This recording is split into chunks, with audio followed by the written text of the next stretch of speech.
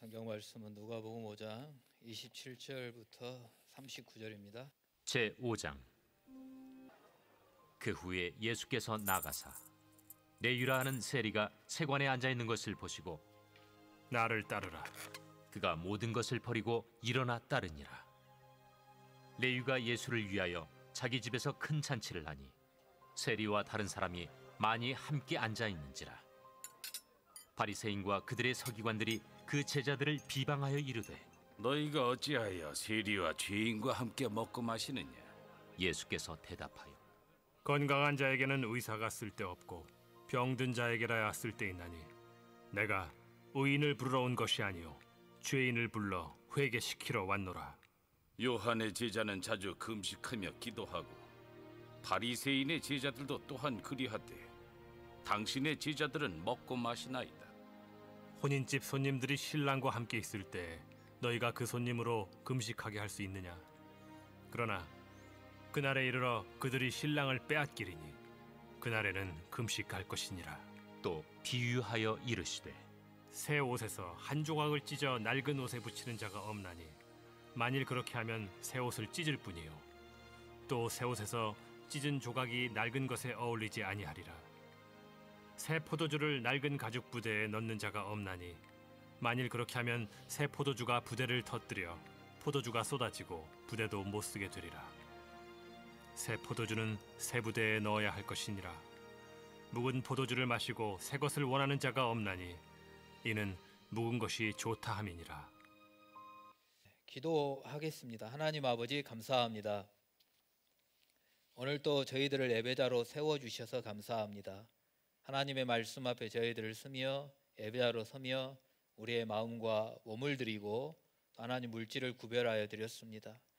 하나님 힘들다고 말하는 사람들이 너무나도 많은 가운데 하나님의 말씀에 순종하여 먼저 구별하여 드렸사오니 주님 기억하여 주시고 하나님 아버지께서 그들의 생업과 일상생활 속에 그들의 필요 가운데 주님께서 채워주시는 은혜와 복을 누리게 하여 주시옵소서.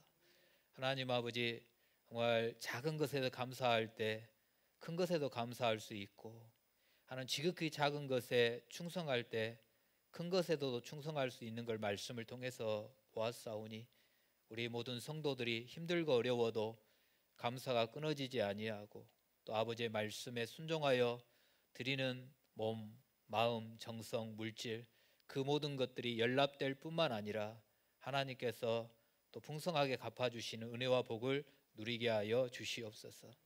하나님 아버지 이 시간에 또한 생일을 맞아 드린 예물이 있다면 그 생명 복되게 하시고 하나님이 이 땅에 보내신 그 목적을 정확히 깨달으며 또 주님이 부르시는 그날까지 나아갈 때에 하나님께서 책임져 주시는 은혜와 복을 누리게 해 주시옵소서. 시간 또 말씀 앞에 서오니 주여 부족하지만 이 말씀을 통하여 우리에게 하시고자 원하시는 뜻을 밝히 보게 하시고 하나님의 말씀으로 또 우리들이 주님이 원하시는 장성한 분량으로 자라가도록 인도하여 주시옵소서. 시간도 함께 하실 주님을 찬양하며 예수님의 이름으로 기도드립니다. 아멘. 네, 우리가 옛날에 국민교육헌장 여러분 기억나세요? 나는 뭐라 그래요? 우리는 민족 중흥의 역사적 사명을 띠고 이 땅에 태어났다. 그래서 이렇게 교육이 그만큼 중요한 거예요. 이렇게 반복되어서 내 머릿속에 어렸을 때부터 저장이 되니까 안 하는데도 안 잊어먹잖아요. 우리는 민족 중흥의 역사적 사명을 띠고 이 땅에 태어났다. 그래서 검색을 해보면서 그 중흥이라고 하는 단어를 이렇게 보니까 쇠퇴했어요. 쉽게 표현하면 망했어요. 근데 망한 걸 다시 일으키는 게 중흥이다. 그런 이제 뜻이 있고 쇠퇴한 세력이 다시 강성해지는 것이 중흥이라고 하는 단어의 뜻입니다. 그러니까 다들 어렵다라고 하고 그러는 이 시대에 다시 회복되기를 원하고 경제가 회복되고 모든 것들이 다시 회복되기를 원하는 중흥을 외치고 있는 것이 지금의 모습 아닌가, 모든 사람들의 바람이 아닌가 그런 마음이 듭니다. 근데 내가 민족 중흥의 역사적 사명을 띠고 이 땅에 태어났다. 네, 여러분 민족 중흥을 위하여 여러분들에게 어떤 사명이 있으세요? 네, 우리 오늘 본문에 등장하는 예수님은 이런 민족 중흥의 역사적 사명을 넘어서 세계 역사의 중흥을 위하여 그 사명을 띠고 이 땅에 오셨죠. 그러니까 우리 민족만이 아니라 주 예수 그리스도를 믿기만 하면 구원을 베푸시는 그 사명을 이루시기 위하여 하늘의 영광을 버리고 이 땅에 오셨습니다. 그러니까 예수님이 이 땅에 오신 목적이 뭐냐? 예수님이 이 땅에 오신 목적이 뭐냐? 성경에서 예수님은 본인이 직접 그렇게 자기가 이 땅에 온 목적을 말씀해요. 인자가 온 것은 마가복음 10장 45절 그리고 마태복음 20장 28절 말씀에서 인자가 온 것은, 다시 말하면 내가 온 것은, 내가 하늘의 보좌를 놔두고 인간의 몸을 입고 이 땅에 온 것은 섬김을 받으려 함이 아니요 도리어 섬기려 하고 많은 사람들을 위하여 자기 목숨을 대속물로 주기 위하여 오셨다, 이렇게 말씀을 합니다. 쉽게 말하면 죽으러 오셨어요. 그래서 디모데전서 1장 15절에서는 바울이 디모데에게 하는 말씀 가운데 이렇게 표현을 합니다. 예수께서 죄인을 구원하시려고 세상에 임하셨도다 하였도다. 죄인을 구원하기 위하여 이 땅에 오셨다, 예수님. 그러니까 예수님이 이 땅에 오신 목적은 한마디로 말하면, 그러니까 역사적인 사명을 띠고 이 땅에 오신 목적이 뭐냐면 죄인을 불러서 회개시키고, 그러니까 오늘 32절에 그렇게 말씀하잖아요. 건강한 자에게 내가 필요한 게 아니라 병든 자에게 필요하고, 의인을 부르러 온 것이 아니라 죄인을 불러 회개시키러 오셨다라고 이렇게 말씀을 하거든요. 그러니까 예수님이 이 땅에 오신 목적은 죄인을 불러 회개시키고 그 죄인들을 통하여서 그 죄인들이 메고 있는 죄의 무게에 눌려 힘겹게 살아가는 그 사람들에게 자유를 선포하고 기쁨을 넘어 영광으로 날아가도록 하기 위하여 예수님이 이 땅에 오셨어요. 죄에서 자유를 얻도록, 죄의 올무에 묶여 신음하고 있는 백성들을 그 올무에서 해방되어 나 자유 얻었네, 나 자유 얻었네, 그 진리 안에서 자유를 얻도록 하시기 위하여 예수님이 이 땅에 오셨습니다. 그렇다면 저와 여러분들은 이 땅에 어떠한 사명을 띠고 태어나셨고, 저와 여러분들은 어떤 사명을 가지고 이 해남 땅에 살고 있느냐, 그걸 우리 자신들에게 한번 질문으로 던져볼 수 있겠죠. 내가 이 땅에 태어난 목적이 뭐냐? 내가 지금 땅끝 해남에서 살고 있는 이유가 뭐냐?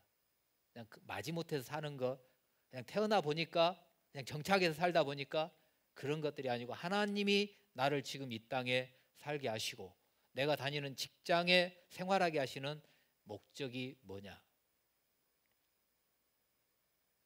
먹고 사는 문제가 아니라 주님의 관점에서 한번 저와 여러분들이 묵상해 보셨으면 좋겠어요. 예수님은 죄인을 회개시키러 오셨다, 그게 목적이거든요.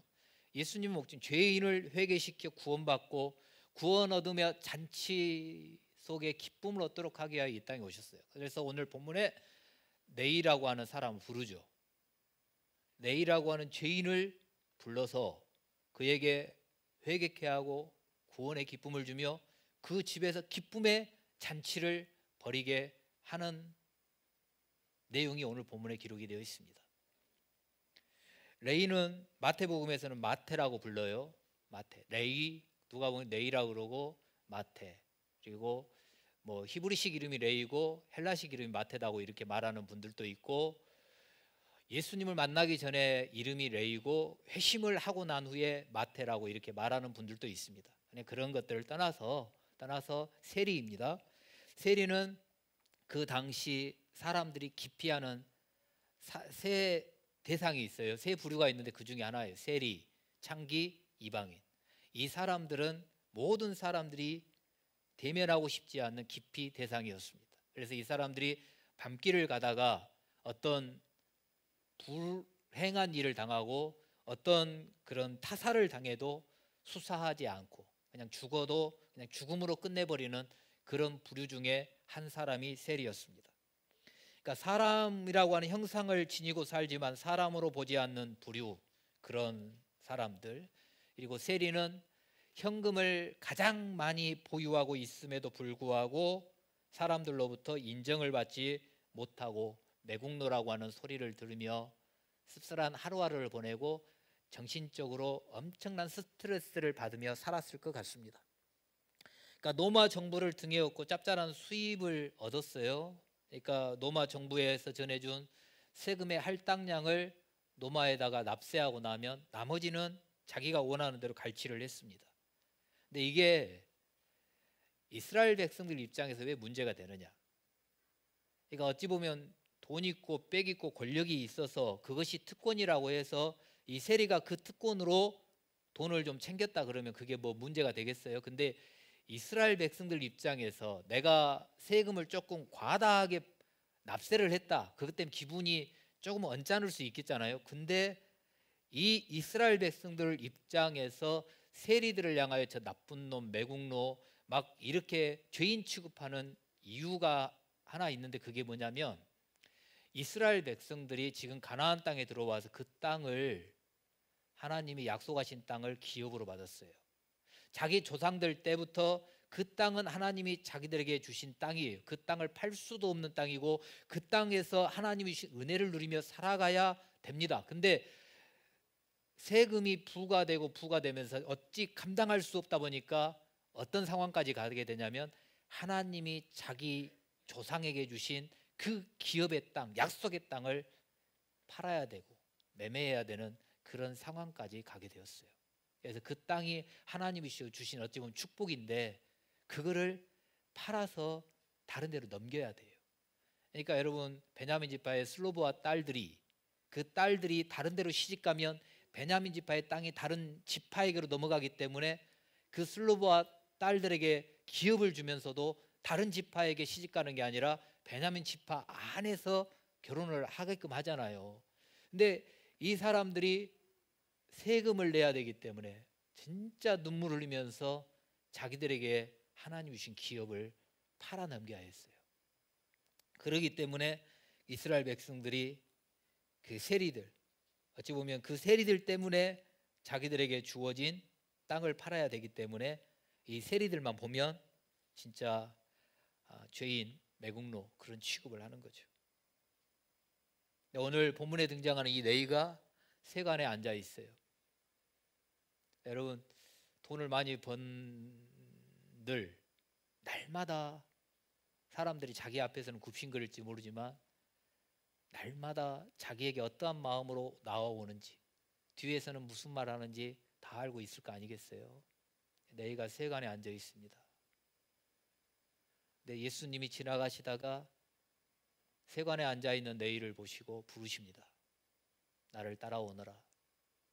그 모든 것들을 다 버리고 예수님을 따랐다라고 성경은 지금 말씀하고 있고 다른 것뿐만 아니라 자기의 모든 것들을 버려놓고 자기의 집에 예수님과 제자들 그리고 자기와 함께 그런 인정받지 못하는 사람들을 자기 집에 초대하여 기쁨의 잔치를 벌이고 있습니다. 근데 오늘 본문에서 한번 여러분들이 뭐 다 아시겠지만 새삼스럽게 한번 이렇게 묵상해 보고 싶은 게 뭐냐면 레위 세리인데 레위면 뭐가 연상되는 게 있나요? 레위인입니다. 지금 마태가 세리인데 레위인이에요. 레위 야곱의 12아들 중에 하나 12지파 중에 하나 그리고 레위 지파는 땅을 기업으로 분배받지 아니하였고 48개 성읍에 흩어져 살면서 말씀을 연구하고 제사장들이 성막을 섬기는 데 있어서 그 성막에 이렇게 제사하는데 도와주는 역할을 했던 레위인들 그 레위 지파 거슬러 올라가면 지금 마태가 레위 지파다 그 말이에요. 레위 지파. 그러니까 레위에게는 그 죄인 취급받는 스트레스도 있지만 또 마음 한구석에는 어떤 것들이 있냐면은 내가 그래도 레위인인데 레위인이라면 말씀을 연구해야 되는데 레위인이라면 성전을 봉사하는데 그 자리에 있어야 되는데 내가 그 자리에 있지 아니하고 지금 어디에 있냐면 매국노라고 하는 소리를 들으며 세관에 앉아 있다 그 말이에요. 한편으로는 내가 이러면 안 되는데 내가 이 자리에 있으면 안 되는데 여러분 이런 삶을 살아본 사람들도 있지 않겠어요? 무슨 사정이 있어 피치 못하게 내 신분을 숨기고 사는 사람들도 있고 사정이 있어서 숨어 사는 그런 사람들도 있을 거예요. 그래서 내 신분을 밝히지 못하고 숨어 살면서 내가 언젠가는 제자리로 돌아가야 될 건데 이런 마음을 갖는 사람들도 분명히 있을 것 같아요. 근데 저 같으면 제가 신학교 때 어떤 일을 했냐면 수입이 없으니까 그 건설 현장에 가서 우리식으로 노가다를 했어요. 화수목금은 학교를 가야 되고 학교를 안 가는 월요일, 토요일 이런 때는 그 건설 현장에 가서 노가다를 했어요. 그러면 그 당시 한 7, 8만 원 받았던 것 같아요. 그러면 그걸로 내 생활비를 하고 책을 사보고 이렇게 했던 것 같아요. 근데 남들은 토요일이면 교회에 가고 이렇게 하는데 저는 건설 현장에 가서 일을 하면서 내가 이러면 안 되는데, 심지어는 제가 그 개척교회를 할 때 개척을 했을 때 어려우니까 뭘 했냐면 영업용 택시를 좀 했어요. 조금, 진짜 많이 한 것도 아니고 조금 며칠 했어요. 근데 진짜 힘들더라고. 근데 강주에서 하면서 또 아는 사람이라도 타면 어쩔까 그런 마음도 드는데 한편으로는 내가 이러면 안 되는데, 목사는 하나님이 먹여 살린다는데 내가 먹고 살라고 이러면 안 되는데, 그런 마음이 제 마음속에도 들었습니다. 근데 지금 제 관점에서 레위가 세관에 앉아 있어요. 근데 원래는 레위 지파예요. 그렇다면 그 세관에 앉아 있는 이유가 성경에는 기록이 되어 있지 않지만 레위인인데 지금 레위인으로서의 역할을 감당하지 못하고 세관에 앉아 있으면서 한쪽 마음속에서는 내가 이러면 안 되는데, 내가 이러면 안 되는데, 내가 이러면 안 되는데, 그런 마음이 지금 이 세리에게 레이에게도 있었을 것 같아요. 제가 지금 앉아 있는 게 나 오늘 돈 많이 벌었으니까 너무너무 기분 좋아, 그런 표정으로 앉아 있는 것보다도 어떤 표정으로 앉아 있었는지 모르겠지만 예수님께서 세간에 앉아 있는 레이를 보시고, 세간에 앉아 있는 레이를 보셨습니다. 세간에 앉아 있는 외형적인 레이의 모습을 보신 것이 아니라 예수님이 세간에 앉아 있는 그 레이의 모습, 그 눈빛에서 흘러나오는 그 레이의 감정, 그런 모습을 예수님이 보셨을 것 같아요.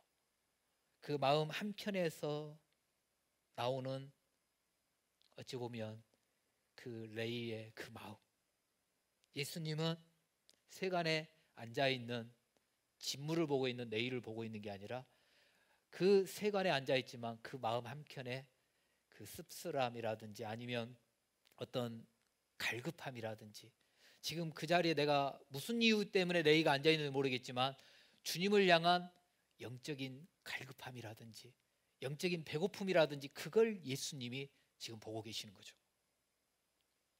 그 눈빛에서 흘러나오는 갈급함, 그러니까 예수님이 그걸 보는 것 같아요.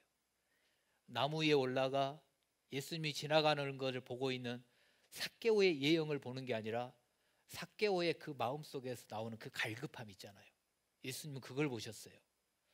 수가성 여인, 그 여인 대낮에 물길로 오는 그 모습을 주님이 보신 게 아니라 그 여인의 마음속에 그 영적인 갈급함, 예배에 대한 사모함, 영적인 배고픔에 대한 그것을 보시고 주님께서 그들의 마음을 터치하셨죠. 그런 것처럼 오늘 본문에서도 레이를 보시며 예수님께서는 돈 많이 벌어서 번쩍이고 있는 레이의 예형적인 모습을 보는 게 아니라 그 눈빛에서 흘러나오는 그 영적인 배고픔과 영적인 갈급함을 보고 계셨던 것 같아요.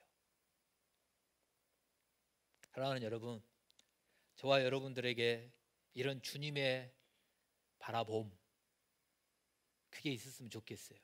그냥 내 눈에 보여지는, 1차적으로 보여지는 외형을 보면서 사람을 평가하기보다 그 1차적인 외형 뒤에 그 사람 이 가슴 속에서 고민하고 있는 뭔가도 볼 수 있는 영적인 눈이 저와 여러분들에게 있었으면 좋겠어요. 여러분, 그런 시각이 있었으면 좋겠어요. 그러니까 사람들은 그냥 다른 사람들에게 뭔가 안 들키고 싶은 그런 마음이 있기 때문에 식사하셨냐 그러면 안 먹었어도 먹었어요 그러고, 뭐 별일 없냐 그러면 별일 없어요. 건강하냐? 그런데 아픈 곳이 있고 병원에 다니면서도 건강해요. 이렇게 사람들이 말을 하거든요. 근데 우리는 1차적으로 그 말을 들으면 건강한갑다, 밥 먹었는갑다, 아무 일 없는갑다 이렇게 생각을 하는데 2차적으로 좀 영적인 그 내면 속으로 들어가 보면 아픈 곳이 있고 힘든 부분이 있고 어려운 부분이 있고 이런 부분들이 저와 여러분 모두에게 다 있더라 그 말이죠. 그렇기 때문에 1차적인 모습으로 그냥 인사치레로 보고 어떤 안부를 묻고 끝내버리는 게 아니라 주님의 마음으로 저 사람의 진짜 갈급함이 무엇인지를 볼 수 있는 눈이 있다면 얼마나 좋을까.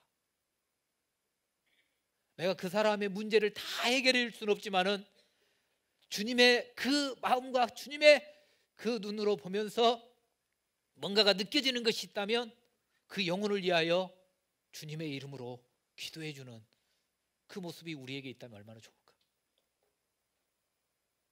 그냥 눈에 보여지는 대로 평가하고 난도질을 하고 그러는 것이 아니라 그 1차적인 내 눈에 보여지는 뒷면에 보이는 여러분 그 부분까지 저와 여러분들이 본다면 실수도 줄어들 것 같고 뭐 막 극우 극자 막 간다고 그러는데 그러지도 않을 것 같고 이런 은혜가 저와 여러분들의 있기를 주님의 이름으로 축원합니다. 반면에 바리새인들과 서기관들은 지금 무엇을 보고 있냐면 예수님은 아마 똑같이 세관에 앉아 있는 레위를 보셨을 것 같아요. 근데 예수님은 레위의 눈빛에서 흘러나오는 그 내면의 목마름, 허기짐을 봤다 그러면 이 바리새인들과 서기관들은 저 도둑놈, 자기들의 프레임이 있잖아요. 세리는 도둑놈, 세리는 나쁜 놈. 그러니까 그 프레임이 온전히 자기들을 붙잡아 버리니까 세리만 보고 세간을 바라보기만 하면 에이 저 도둑놈의 속을, 저 나쁜 놈, 좋은지 나쁜지도 모르고 그냥 나쁜 놈, 무조건 나쁜 놈 이렇게 평가를 해 버리는 거죠. 그리고 지금 예수님이 그 집에 들어가셔서 수많은 사람들과 그리고 죄인들과 함께 잔치를 하고 있는 그 모습을 보면서 자기들의 프레임, 어떻게 죄인들과 함께 하지? 어떻게 죄인들과 함께 먹고 마시지? 이 프레임으로 보니까 예수님을 죽여야 되겠다. 그게 나오는 거고, 저 사람들은 상종하면 안 될 사람들이네. 이런 이제 결론을 내버리게 되는 거죠. 그래서 이 바리새인들과 서기관들은 자기들의 관점과 자기들의 그 머릿속에 정립되어 있는 세리는 나쁜 놈, 이 프레임으로 보니까 세리와 함께하고 있는 예수님도 나쁘게 보는 것이고 그 모습이 너무나도 자기들의 관점에 맞게 역겹고 예수님과 세리들과 창기들과 죄인들이 함께 기뻐하고 희희낙낙하며 잔치하고 있는 그 모습이 너무나도 참을 수가 없었던 거예요. 예수님의 관점으로 보면 죄인이 회개하고 기쁨의 잔치를 하고 있다 그러면 박수를 쳐주고 아우 잘했다 해야 되는데 죄인이라고 하는 저놈들은 죄인, 저놈들은 구원받으면 안 될 사람, 이 프레임으로 봐버리니까 기쁨의 잔치를 하고 있는 그 잔치의 자리를 바라보면서 분노가 일어나. 분노가.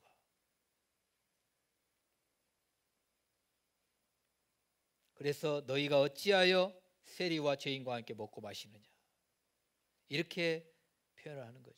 너희를 어찌하여 죄인들과 함께 먹고 마시느냐. 지금 바리새인들은 레위에게서 흘러나오는 그 영적인 목마름과 갈급함을 보고 있지 않아요.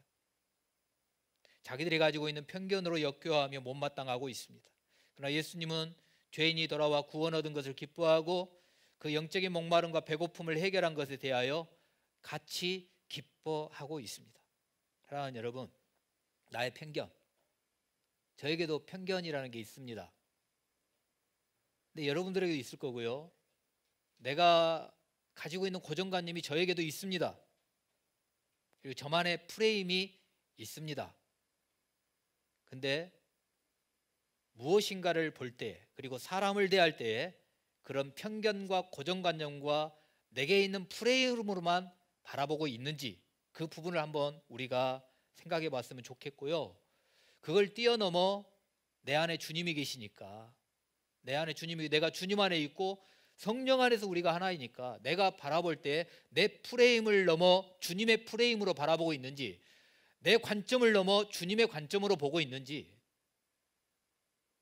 나의 눈높이로 보고 있는지 아니면 주님의 눈높이로 보고 있는지, 여러분 그 부분들을 한번 우리 자신들에게 질문해 봤으면 좋겠고, 그리고 로마서 12장 15절 말씀에서 웃는 자와 함께 웃고 우는 자와 함께 울라고 이렇게 표현을 하거든요. 그러니까 여러분, 죄인이 회개하고 구원을 받아 기쁨의 잔치를 하고 있으면 우리가 같이 기뻐하고 같이 잔치에 참여해야 되죠. 그리고 힘들고 어려움이 있어요. 내 내면의 목마름 때문에 힘듦이 있고 어려움이 있어요. 근데 보이지 않는 나 좀 도와줘라 이렇게 말은 아니하여도 그 사람의 모습 속에서 누가 좀 나 좀 도와줬으면, 누군가가 좀 내게 좀 말 좀 걸어줬으면, 누군가 너 힘든 일이 있니 없니라고 좀 물어봐 줬으면 하는 그런 감정이 내게 느껴졌다 그러면 그들에게 다가가지고 그들과 함께 울 수 있는 그런 모습이 또한 저와 여러분들에게 있기를 주님의 이름으로 축원합니다. 28절 29절에 보면 이 레위가 모든 것을 버려두고 예수님을 따랐다. 그리고 기쁨의 큰 잔치를 했다고 이렇게 그러잖아요. 근데 진짜 이름값을 못하고 레위라고 하는 이름값을 못하고 살았는데 이제는 레위 지파, 레위라고 하는 이름값 하면서 살 수 있을 것 같아요. 영적인 목마름이 있었는데 근데 그 모든 것들이 해결됐어요. 얼마나 기쁜 일이에요. 근데 바리새인들과 서기관들은 그런 모습을 보면서 자기들의 프레임으로 보면 역겨워하는 거예요. 참을 수가 없으니까 문제를 만들어요. 문제를. 죄인이 구원받은 것을 기뻐하지 않아요. 기쁨의 자리를 분노의 자리로 만들어요. 너희가 어찌하여 이렇게, 너희가 어찌하여 죄인들과 함께 먹고 마시느냐. 완전 기쁨의 잔치가 벌어지고 있는데 거기에다 우리 식으로 초를 쳐버리는 거죠. 여러분, 누군가에게 그런 기쁨이 있으면 저와 여러분 초치는 자의 모습이 아니라 기쁨을 넘어 축제로, 기쁨을 넘어 영광으로 갈 수 있도록 저와 여러분들이 함께 하는, 웃는 자와 함께 웃고 우는 자와 함께 우는 그런 은혜가 우리 가운데 풍성하기를 주님의 이름으로 축원합니다. 이 바리새인들 서기관들이 문제를 만들면 뭘 끄집어 옵니까? 문제 삼는 게 뭐냐면 금식. 야, 요한의 제자들도 금식하고 바리새인들도 금식한다. 근데 너희들은 어찌하여 금식하지 않느냐? 금식을 가지고 지금 장난을 치는 거예요. 왜 장난친다 그러냐면 요한의 제자들이 금식을 하잖아요. 근데 누가복음 7장 33절에 읽어보면 이 바리새인들이 뭐라고 표현하냐면 요한의 제자들이 금식하는 귀신 들려서 한다고 이렇게 표현을 하거든요.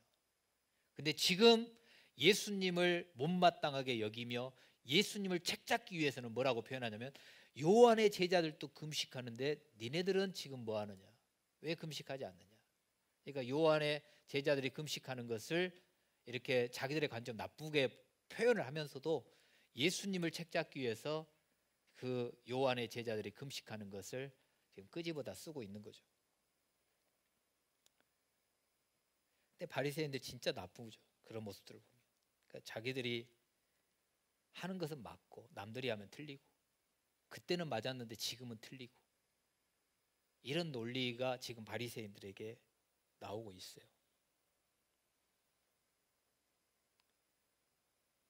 저와 여러분 지금 세상이 그런 것 같아요. 내가 하면 맞고 남들이 하면 틀리고, 내가 잘못하면 용서를 해주면 좋겠는데 용서를 안 해준다 뭐라고 하고, 남이 잘못하면 용서는커녕 완전히 못 잡듯이 잡으려고 그러고, 그냥 잡는 수준이 아니라 아예 매장시키려고 하는 게 지금 우리가 살고 있는 시대의 모습인 것 같아요.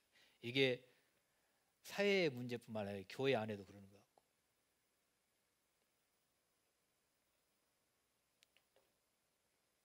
그러니까 예수님께서 세 가지의 비유로 말씀을 해요. 결혼식. 야, 지금 잔치가 결혼식의 비유를 하는 거예요. 여러분 필요해요. 어제도 우리 권보경 집사님 결혼식 있어서 가서 저 엄청나게 먹었어요. 여러분 그런 잔치가 있는데 금식을 하면 되겠어요? 맛있게 먹어야죠. 제가 좋아한 것만 갖다가 먹었어요. 그냥 다 개수만 가는 게 아니라 내가 특별히 좋아한 것만 엄청나게 갖다 먹었어요. 이런 잔치가 벌어졌는데 야 금식하면 되냐? 특별히 한 영혼이 제정신을 못 차리고 자기의 사명을 감당하지 못하고 죄인처럼 살다가 회개하고 하나님의 자녀로 돌아섰는데 이것까지 기쁜 잔치가 어디 있느냐? 이런 기쁨의 잔치 속에 금식을 하면 되겠느냐? 야, 금식할 때가 오거든. 그때 금식해야 되지 지금 금식할 때가 아니야. 이렇게 지금 주님이 말씀을 하고 있습니다. 그 다음에 낡은 옷과 새 옷 그리고 낡은 가죽 부대와 새 부대를 비교하면서 말씀합니다. 여러분 옷에 있어 헌 옷도 있고 새 옷도 있고, 근데 이제 뭐 다른 거 다 설명할 수 없겠지만 헌 옷은 전통적인 거 고정관념, 그리고 내 머릿속에 전통이 되어 굳어버린 고정관념, 그런 옛것 이런 거를 표현을 하고, 새 것이 은혜, 복음, 예수님 이런 부분들을 말을 한단 말이에요.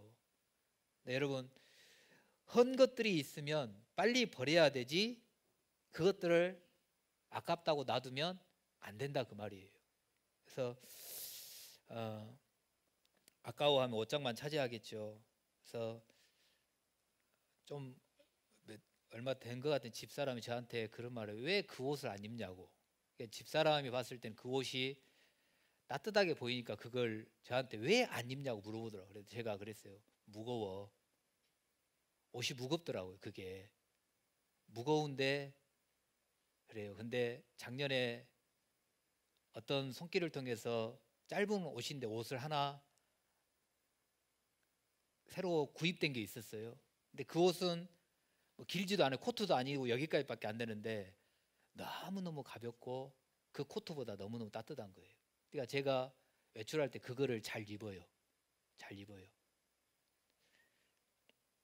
그러니까 뭔 말이냐면 옷도 옛날 것, 낡은 옷 아깝다고 하는데 옷장만을 차지할 뿐이잖아요. 입어보지도 않잖아요. 그리고 한 해가 지나가잖아요. 근데 과감히 옷장 정리도 좀 했으면 좋겠다. 그래서 제가 이제 저도 한번 해보려고. 집사람이 다 관리를 하는데 제가 아마 막 버리면 왜 그런 옷을 버리냐고 저한테 뭐라고 할 건데, 안 입는 거 제가 옷장에서 제 거를 과감히 한번 다 정리를 해보려고. 왜냐하면 헌 옷을 버려야 새 옷이 와요. 뭐 제 돈이 들어가서 옷은 그렇게 하고, 그 다음에 포도주, 새 포도주가 만들어졌어요. 근데 낡은 가죽 부대와 새 가죽 부대를 이제 비교해서 말을 하잖아요. 짐승의 가죽으로 만들었기 때문에 낡은 가죽 부대는 세월이 지나면 딱딱해져요. 딱딱해져요. 근데 새 가죽 부대는 새 것이기 때문에 이게 수축성이 있어요. 근데 새로운 포도주는 이제 발효를 시켰어요. 그래서 효모 작용으로 인해서 팽창이 된단 말이에요. 발효가 돼요, 그 안에서. 그러면 낡은 가죽 부대는 발효가 되면서 이게 터진단 말이죠. 근데 새 가죽 부대는 이게 수축성이 있기 때문에 안 터져요. 여러분, 새 포도주가 준비되어 있습니다. 예수 그리스도가 새 포도주라고 쳐봐요, 우리들에게. 그러면 내가 낡은 가죽 부대를 가지고 예수 그리스도를 내 안에 담어요. 근데 내가 감당이 안 되니까 자꾸 이래서 빵 터지면 나도 손해고 예수님도 손해고.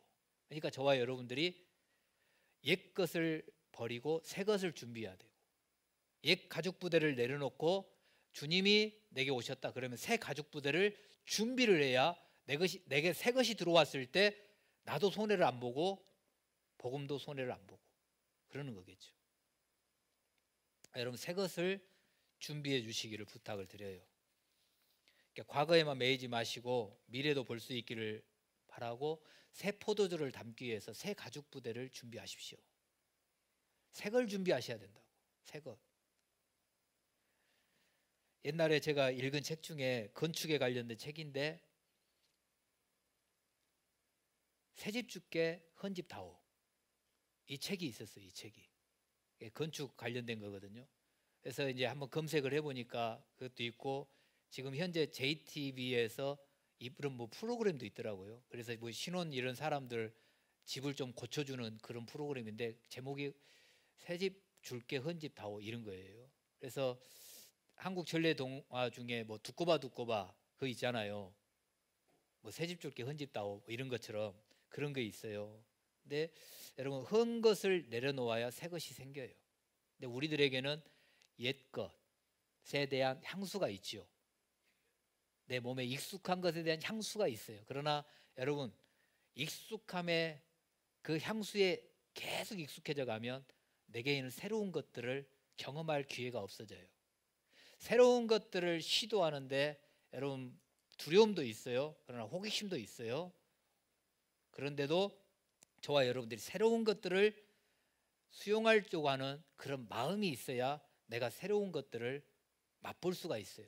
음식도 마찬가지고 가전제품도 마찬가지고 모든 것들, 새로운 것들이 얼마나 많이 일어납니까? 근데 옛날에 익숙한 것 때문에 거기에만 파묻혀 있다면 새로운 것을 내가 경험할 수 없어요. 경험할 수 없어요. 이 복음이 마찬가지예요. 예수님으로부터 우리에게 새롭게 주어지는 것들이 얼마나 많은데요. 근데 옛날에 내가 해왔던 그런 프레임, 고정관념, 전통, 그것에만 매여 있으면 절대로 저와 여러분은 복음 안에서 주님이 원하시는 장성한 분량까지 자라갈 수 없어요. 과거에 특별히 교회는 새로운 것에 이 문을 열려고 하지 않거든요. 좋은 게 좋은 거라고 그렇게 거기에만 있으려고 그러거든요.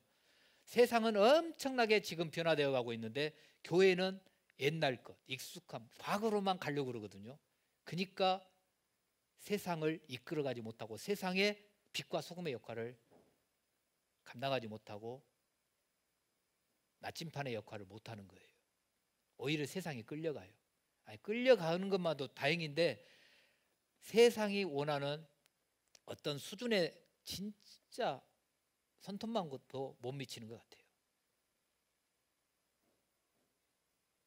여러분, 교회가 진짜 부흥되기를 원하고 교회가 새로워지기를 원하고 우리 디모데 팀들, 이 학생들이 교회를 떠나는 것이 아니라 이곳에 더 찾아오기를 원한다면 우리는 새로운 것을 담기 위한 새 가죽 부대를 준비하셔야 된단 말이에요. 이 새로운 새 가죽 부대를 준비하지 않고 옛 것에만 계속 멈춰 계시면 여러분 안 돼요.